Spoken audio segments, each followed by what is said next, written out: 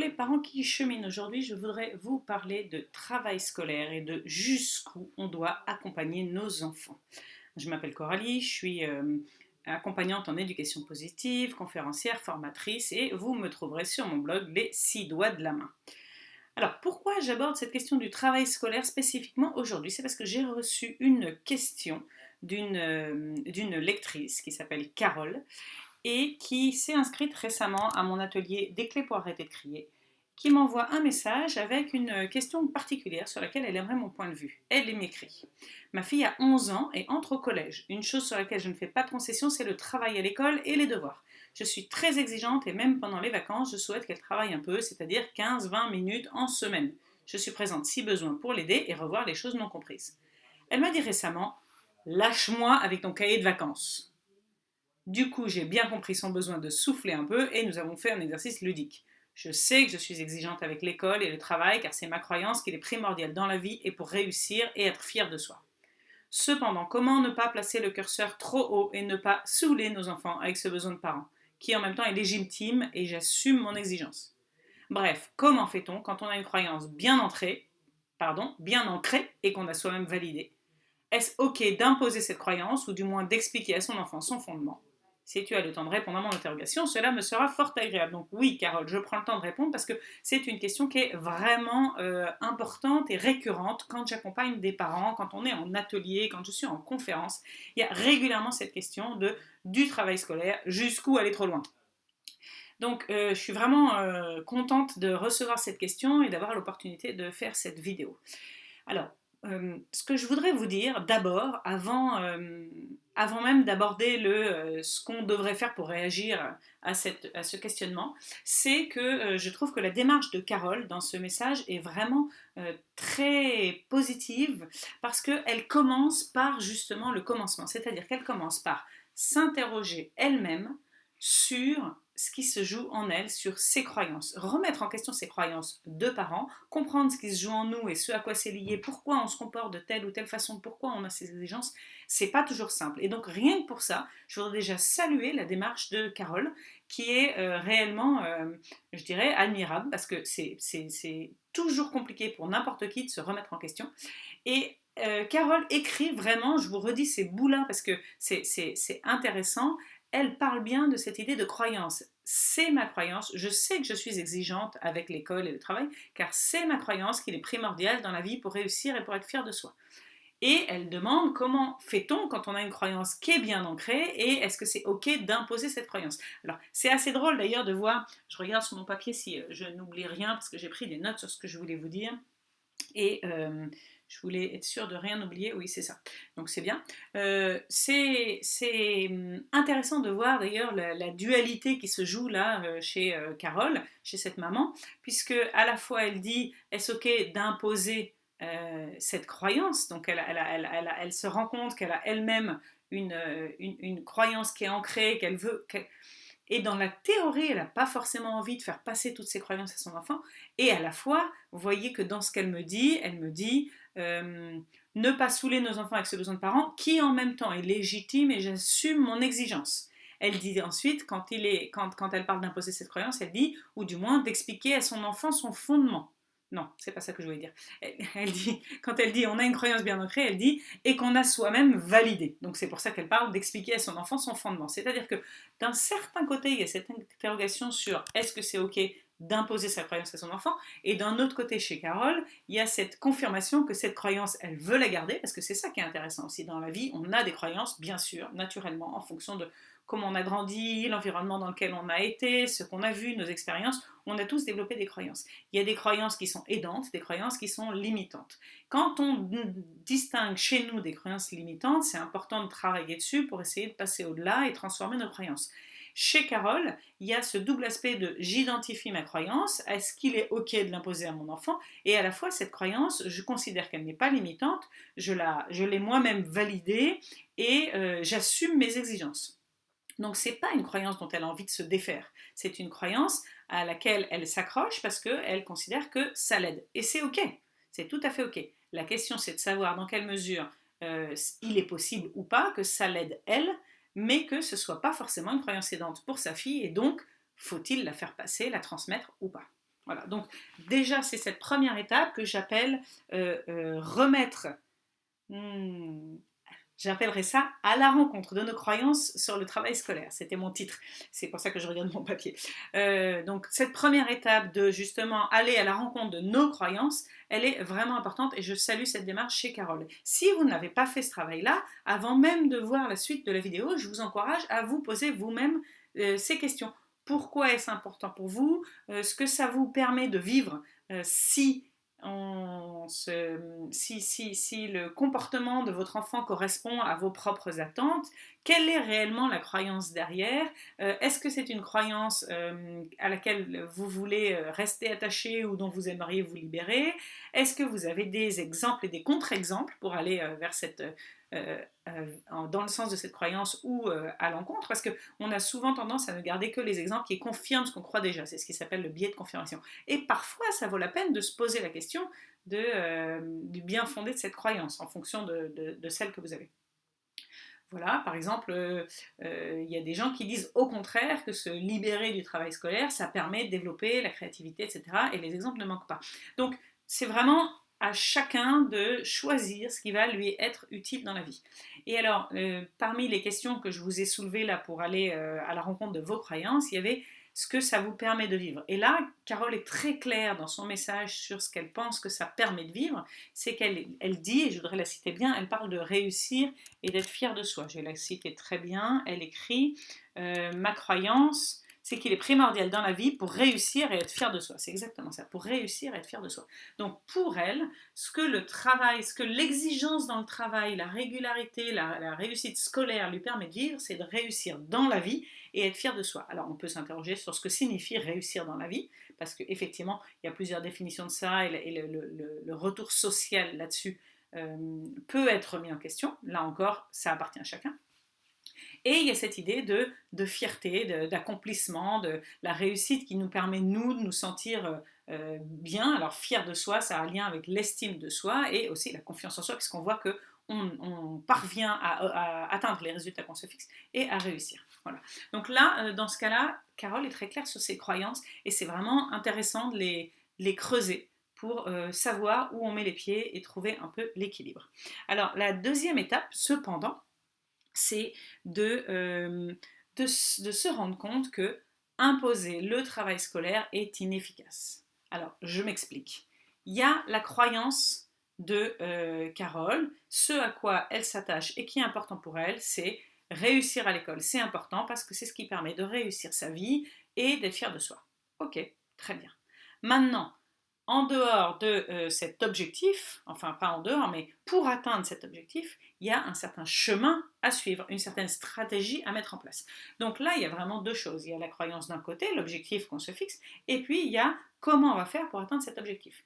Et donc, l'idée de Carole, en l'occurrence, c'est de dire que pour atteindre cet objectif qui est de réussir à l'école, pour réussir sa vie et être fier de soi, il s'agit de mettre en place une certaine régularité dans le travail scolaire, de bien faire les devoirs, de revoir les leçons, de travailler même pendant les vacances 15 à 20 minutes chaque jour pendant la semaine. Il y a plein de façons de travailler. Il y a plein de parents qui demandent aucun travail scolaire pendant les vacances. Il y a des parents qui vont demander 1 heure plutôt que 15 minutes. Il y en a qui vont demander un certain nombre de devoirs de vacances et peut-être que ça va être tout pendant 2 semaines et puis un mois où on fait rien du tout. Peut-être que ça va être 1 heure en début de semaine et rien le reste de la semaine. La stratégie de Carole, c'est 15-20 minutes tous les jours, pendant les jours de la semaine, même pendant les vacances. Chacun a la sienne. Et donc, ça, c'est aussi une autre ouverture. Ça fait un peu partie de la prise de conscience précédente, c'est-à-dire qu'il y a ce qu'on veut atteindre et il y a la stratégie qu'on met en place pour répondre à ce besoin d'accomplissement. Donc, c'est aussi quelque chose sur lequel on peut s'interroger par rapport à la flexibilité qu'on ressent par rapport à ça. Est-ce qu'on est prêt à remettre en cause la stratégie qu'on met en place, à remettre en cause la façon qu'on a d'atteindre nos objectifs. Alors, pourquoi ça c'est intéressant? Parce que justement, il faut être conscient d'une chose, et c'est donc ma deuxième partie, c'est imposer le travail scolaire est inefficace. C'est-à-dire que trouver les stratégies qui fonctionnent pour nous, c'est une chose, et vouloir les mettre en place pour atteindre nos objectifs, bien sûr, ça c'est super, on a chacun nos stratégies, chacun nos objectifs, mais tant qu'on a décidé de les suivre, ça veut dire qu'on est maître de la situation. La question est toute différente au moment où on impose justement, c'est-à-dire qu'on est en train de dire à nos enfants, voilà, je sais ce qui est bon pour toi, ce qui est bon pour toi, c'est de réussir, etc. Et je sais aussi comment tu vas le faire. Pour le faire, il n'y a pas deux solutions, il n'y en a qu'une, c'est celle-ci. Donc tu vas travailler 15 minutes par jour, etc. etc. Le problème, c'est que quand c'est imposé et que l'enfant n'est pas d'accord, parce qu'il peut y avoir des cas où tout se passe très bien et où l'enfant est d'accord, hein, mais si l'enfant n'est pas d'accord, il va subir ça justement, le terme est bien choisi, il m'est venu spontanément, il va subir cette imposition et donc son cœur n'y est pas, vous comprenez bien. Alors vous allez me dire, bah oui d'accord, son cœur il n'est jamais dans le travail scolaire, c'est pas tout à fait vrai et j'aimerais justement remettre en cause cette croyance-là. Euh, les enfants naissent avec énormément d'enthousiasme pour l'apprentissage. Il n'y a qu'à voir d'ailleurs tout ce qu'ils apprennent dans les premières années de vie, c'est complètement dingue.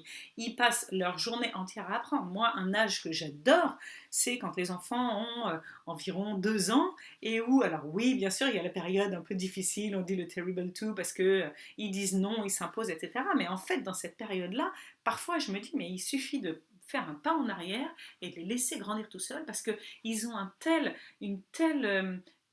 élan pour apprendre et découvrir, etc., que chaque jour, il y a des nouvelles choses qui surgissent, il y a des nouvelles activités, il y a des nouveaux apprentissages, et c'est magique cet âge-là, c'est vraiment magique en termes de, justement, de développement et d'apprentissage. Alors, pourquoi est-ce qu'ils perdent cet élan? Ben, entre autres, justement parce qu'on leur en impose beaucoup. Et dans la vie, on aime tous avoir un certain degré de liberté. On aime sentir qu'on est capable de prendre nos décisions, qu'on a notre libre arbitre, qu'on a un pouvoir personnel qu'on peut utiliser. On a tous un pouvoir personnel. Et je dis pouvoir dans le sens positif ici. C'est-à-dire que, et d'ailleurs je pourrais vous mettre sous la vidéo un lien sur des articles du blog qui traitent du pouvoir, on a tendance à voir le pouvoir comme quelque chose d'assez négatif parce qu'on pense à la façon dont ce pouvoir est parfois utilisé ce pouvoir positionnel qui est utilisé de façon un petit peu néfaste. Mais il y a un sens très positif au pouvoir, c'est le pouvoir personnel, celui qui fait qu'on est acteur de nos vies. Et nos enfants, tout comme nous, ils ont envie d'être acteurs de nos vies, ils ont pas de leur vie. Ils n'ont pas envie d'être des marionnettes, d'accord? Donc plus on leur impose et plus on va rencontrer de résistance, parce que, attends, mais j'ai aussi le droit de choisir comment je fais et où je vais, ok? Donc, cet enthousiasme dont on parlait tout à l'heure, qu'ils ont naturellement les enfants quand ils arrivent, et qu'on retrouve d'ailleurs dans certaines circonstances, dans certaines activités qui leur plaisent, qu'on trouve nous aussi dans certaines des choses qu'on fait. Je sais que moi, quand j'ai découvert l'éducation positive, et encore aujourd'hui, quel enthousiasme j'avais pour lire, apprendre, découvrir, etc. Et l'enthousiasme, c'est un vrai moteur d'apprentissage. C'est-à-dire que c'est grâce à cet enthousiasme que notre cerveau est réellement dans l'action, il est acteur, il est dans l'apprentissage et il retient beaucoup, beaucoup, beaucoup, beaucoup mieux. Plus on sera dans l'imposition et plus le temps d'apprentissage sera long en fait. C'est d'ailleurs pour ça que par exemple dans l'éducation Montessori, on donne aux enfants les moyens d'apprendre ce qui correspond à leur période sensible, on appelle ça, de sorte à ce qu'ils apprennent avec enthousiasme ce qui les intéresse à ce moment-là, parce que sinon, si on rate cette période sensible, entre guillemets, par exemple, un enfant qui a envie d'apprendre à lire à 5 ans et on lui dit non, c'est pas l'âge, tu apprendras plus tard, et qu'on revient dessus quand il en a 7 et que ça devient fastidieux parce qu'à ce moment-là, il n'en a plus envie, ben justement, ça devient fastidieux. Donc, saisir les périodes d'enthousiasme, c'est beaucoup plus efficace, et ça, tous les pédagogues l'ont observé, pour apprendre.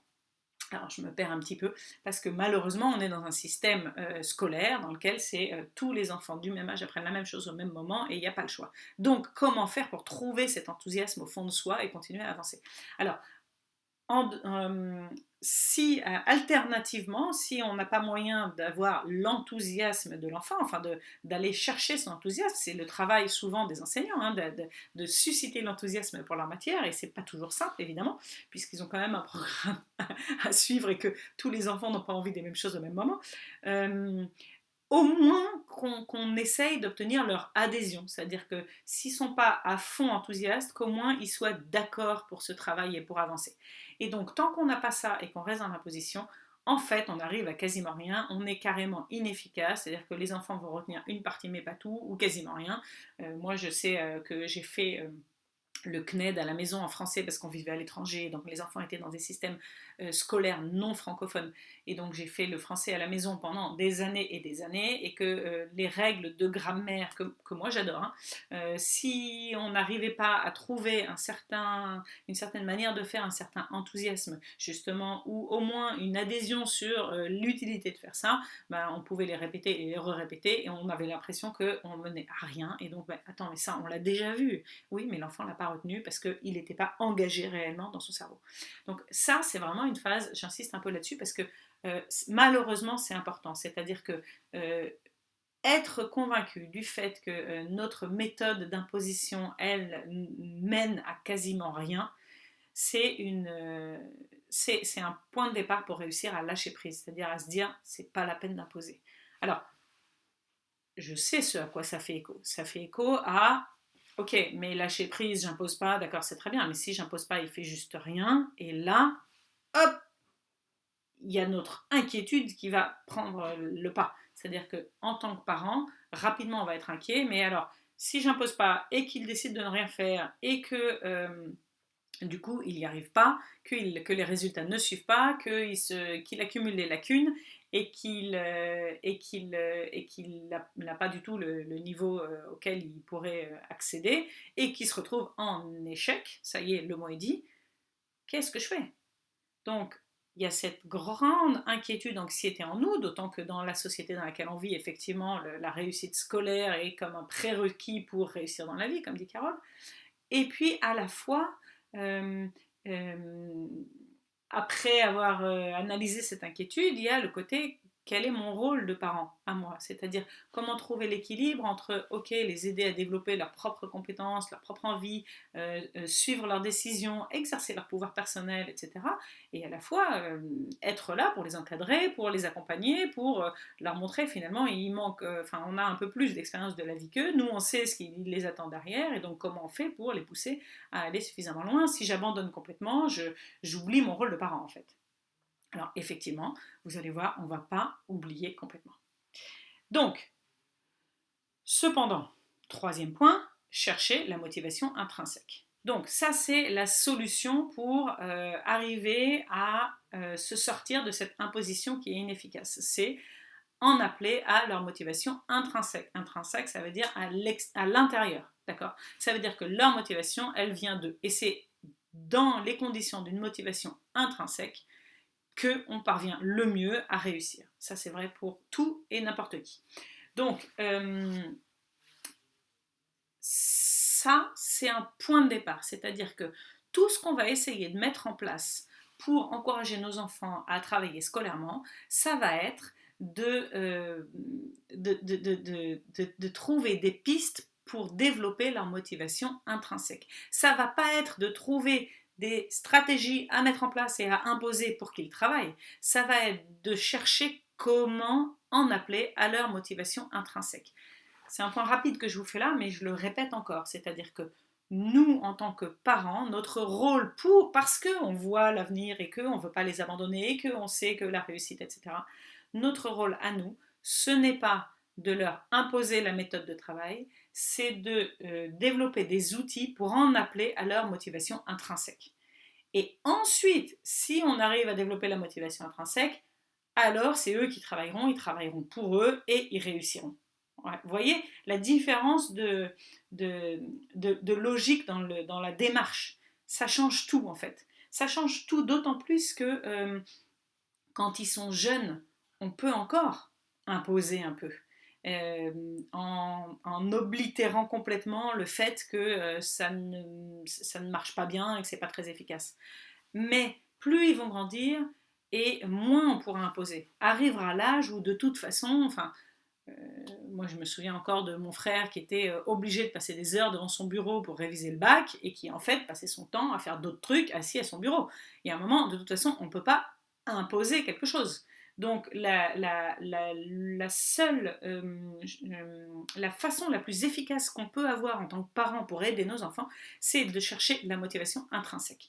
Et même si on n'y arrive pas, rester persuadé que l'alternative d'imposer ne fonctionnera pas, ça nous permet de rester sur cette démarche et de chercher d'autres moyens et de diversifier nos façons de faire pour aller vers la motivation intrinsèque. Je dis bien intrinsèque, pas extrinsèque, qui est la motivation externe. Donc par exemple, tout ce qui est punition ou récompense, bien sûr c'est efficace dans un certain délai, c'est-à-dire que ça marche à court terme et ça semble plus efficace, mais en fait, ça court-circuite complètement la motivation intrinsèque. Un enfant qui travaille pour avoir une récompense ou pour éviter une punition, il ne va pas apprendre à travailler pour lui, et donc va arriver le moment où de toute façon, ça ne marchera pas.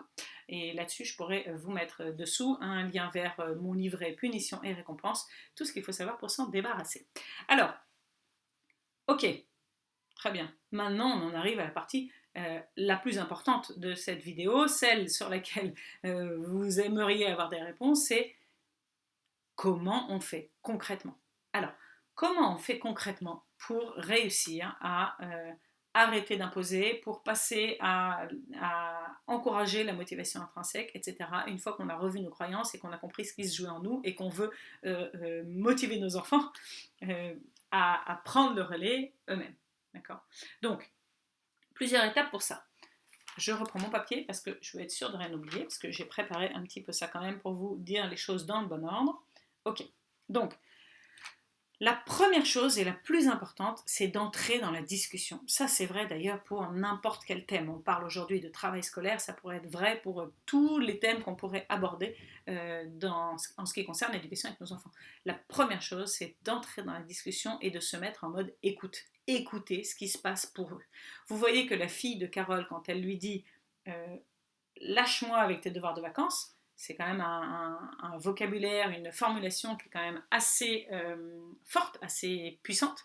Quand elle lui dit ça, c'est bien qu'elle elle exprime très clairement le fait que la méthode d'imposition de sa mère n'est pas efficace à ce moment-là, qu'elle n'en peut plus, et donc elle est en train de se désolidariser, de se déconnecter de sa mère, et plus ça va aller, et moins elle va vouloir l'écouter. Et même par défaut, elle va considérer que quand sa mère lui demande de travailler, elle n'en a pas envie, même si dans le fond, elle sait que, en fait, elle aimerait bien travailler un petit peu pour réviser son évaluation de maths, et que, etc. Mais rien que le fait que ce soit imposé par sa mère, elle va bloquer. Voyez. Donc l'idée c'est pas celle-là, l'idée de l'éducation positive c'est d'être dans une relation gagnant-gagnant et d'être dans la coopération. Donc il va falloir toujours commencer par entrer dans la discussion et écouter, d'accord ? Écouter ce qui se passe pour l'enfant, essayer de comprendre ce qui peut lui plaire et lui déplaire dans la situation, etc. Et c'est ça qui va nous mener à un terrain d'entente dont on va parler ensuite. Parce que le deuxième point, c'est justement de lâcher prise. C'est-à-dire que le deuxième point, c'est de leur rendre ce qui leur appartient. Le travail scolaire, ça leur appartient. Je suis désolée de dire ça parce qu'il y a beaucoup de parents qui ont du mal à entendre ça. Et je comprends très bien et je sais aussi, j'en suis consciente que c'est assez facile pour moi à dire parce que j'ai jamais eu trop de problèmes avec mes enfants d'un point de vue scolaire. Et donc, est-ce que ça aurait été différent s'ils avaient été, s'il y a un moment ou si plus tard dans le futur, parce que j'en ai encore des jeunes, je suis confrontée à un vrai échec scolaire, peut-être qu'il va falloir que je revoie ma copie. Après, on peut se poser la question de la poule et l'œuf. Est-ce que c'est pas justement parce que je les laisse maître de cette question-là qu'ils ont conscience que ça leur appartient et que c'est à eux de travailler ? Donc, je ne sais pas, je n'ai pas la réponse. Mais ce qui est certain, c'est que, comme on l'a dit précédemment, si j'impose, de toute façon, ça ne marchera pas. Moi, ce que je veux leur passer comme message, et depuis leur plus jeune âge jusqu'à la fin, c'est qu'ils travaillent pour eux. Ni pour moi, ni pour leur père, ni pour les profs. Ils travaillent pour eux, et donc quand ils reviennent avec une note, qu'elle soit bonne ou mauvaise, la question que je vais leur poser, quand je suis au courant, parce que je ne me tiens même pas vraiment au courant, mais quand je suis au courant, c'est qu'est-ce que tu en penses ? Ah ouais, t'es content quand il y a une bonne note. Ah ouais, t'es content quand il y a une mauvaise note. Ah, et tu t'es senti déçu. Voilà, et c'est à eux de refléter comment eux se sentent par rapport à ce qu'ils ont fait pour eux. D'accord ? Donc on leur rend ce qui leur appartient. Et dans la démarche de rendre ce qui leur appartient, c'est aussi leur rendre la responsabilité. Et là, on fait appel au pouvoir personnel, c'est-à-dire que c'est leur responsabilité et ils ont du pouvoir. Plus on sera dans l'imposition, plus ils considèrent que de toute façon, ce travail scolaire, il ne leur appartient pas. Et c'est pas à eux de changer les choses, ni dans un sens ni dans l'autre. Et donc, tant que... En fait, c'est un cercle vicieux. Tant qu'on va pas leur demander de travailler plus, ils vont pas travailler plus, même s'ils auraient, dans le fond, envie de s'améliorer, parce qu'ils sont rentrés dans une démarche dans laquelle c'est nous qui sommes responsables de leur travail. Et c'est pas ce qu'on veut pour eux. Ce qu'on veut, c'est qu'ils prennent la responsabilité de leur propre travail scolaire. Alors vous allez me dire, bah oui, tout ça c'est bien gentil, mais comment on fait ça alors que justement on a conscience, comment on brise ce cercle vicieux, on a conscience que si on ne leur demande pas, ils ne vont pas faire et donc ils vont s'enfoncer, etc. Comment on fait? Alors je voudrais vous donner à ce sujet l'exemple d'une autre Carole, elle s'appelle aussi Carole, une maman qui s'est inscrite il y a plusieurs mois à la formation Point de rencontre que je propose pour améliorer les échanges avec ses enfants et qui a une fille de 16 ans. Nawel, avec qui c'était assez tendu, et en particulier sur cette question du travail scolaire. Et Carole m'a écrit peu de temps après le début de sa formation, en fait. Je vais vous dire exactement ce qu'elle m'a écrit. Voilà. C'était à peu près 1 mois et demi après le début de sa formation. Elle dit, grâce au contenu du premier mois de formation de Point de rencontre, elle a mis, j'ai aussi compris que je suis un parent hélicoptère et j'ai bien conscience que ce n'est pas lui rendre service. Alors c'est marrant d'ailleurs parce que je n'utilise jamais ce terme de parent hélicoptère dans la formation. C'est vraiment la prise de recul qui l'a aidé à faire cette analyse.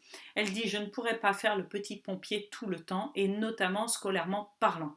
Vous voyez que c'est ce que je vous disais tout à l'heure. C'est qu'à un moment, il va bien falloir qu'ils prennent leurs responsabilités. Et nous, quand on a nos ados à la maison et qu'on considère que c'est à eux de prendre leurs responsabilités, mais qu'en fait, on leur a jamais appris à faire ça avant, ben forcément, ils ne savent pas comment le faire. Nous, notre rôle de parents, c'est d'être un guide. Voyez, et donc, on veut développer ces qualités-là chez eux. Et il vaut mieux, justement, qu'ils échouent quand ils ont 10 ans, 11 ans, ou même 8, que quand ils en ont 16 ou 18, voyez. Donc c'est vraiment ça notre rôle. Notre rôle, c'est comment faire pour aider à développer la motivation intrinsèque, beaucoup plus que comment je fais pour qu'il ait une bonne note à son contrôle de maths. Voilà. Donc Carole m'écrit, je me suis donc fait violence et j'ai décidé qu'il allait falloir aller au-delà de mes peurs, accepter qu'elle puisse échouer.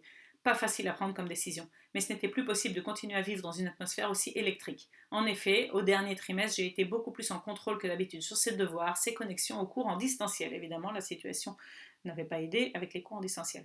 Cela en devenait obsessionnel et elle ressentait une pression et un étouffement tel qu'elle me fuyait de plus en plus.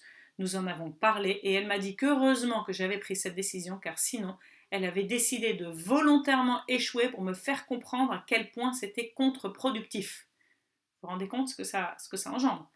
Nous avons convenu que je lâchais prise, mais qu'elle aurait à assumer les conséquences de ses décisions. Alors ça, c'était il y a quelques temps déjà, au bout d'1 mois et demi de formation. Et depuis, je peux vous dire que la relation entre Carole et sa fille a complètement changé, et en particulier, sa fille s'est mise non seulement à travailler par elle-même, mais aussi à ne plus hésiter à aller demander de l'aide à sa mère quand elle en avait besoin. Maintenant, elle sait que sa mère est là pour elle s'il y a besoin, mais n'est pas là pour imposer. Et donc, vous voyez, la déconnexion dont je vous parlais tout à l'heure était tellement forte entre Nawel, cette fille de 16 ans, et sa mère par rapport à cette question du travail scolaire, que sa fille lui dit, elle avait décidé de volontairement échouer juste pour montrer à sa mère que c'était inefficace.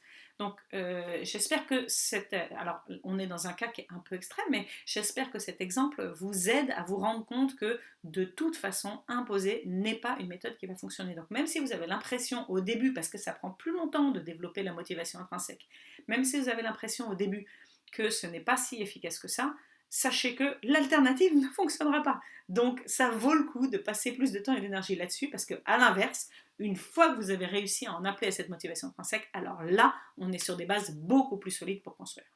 Ok. Donc,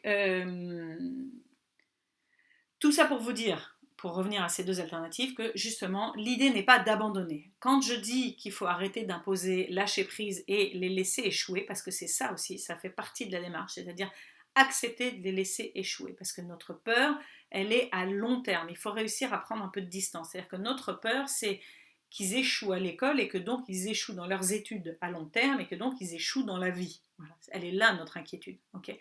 Maintenant, si quand ils ont 10 ans, 11 ans, 12 ans, ils échouent à un contrôle, à 2 contrôles pendant un trimestre, c'est pas ça qui va les faire échouer dans la vie. Au contraire, ça va leur servir d'enseignement. Donc réussir à lâcher prise et à accepter qu'ils échouent, ça peut être une étape nécessaire sur le chemin du développement de la motivation intrinsèque. Parce que là, on pourra alors être encore dans une autre discussion avec eux en disant « Ah oui, t'as senti que tu avais raté ce contrôle-là, et comment tu t'es senti par rapport à ça ?» Ouais. Et qu'est-ce que tu en penses? Tu penses qu'il y a d'autres choses que tu pourrais mettre en place? Est-ce que, est-ce que, est-ce que tu penses que tu as besoin d'aide pour ça? Est-ce que tu as des idées? Est-ce que tu veux essayer ça? Est-ce que tu veux que... Voilà.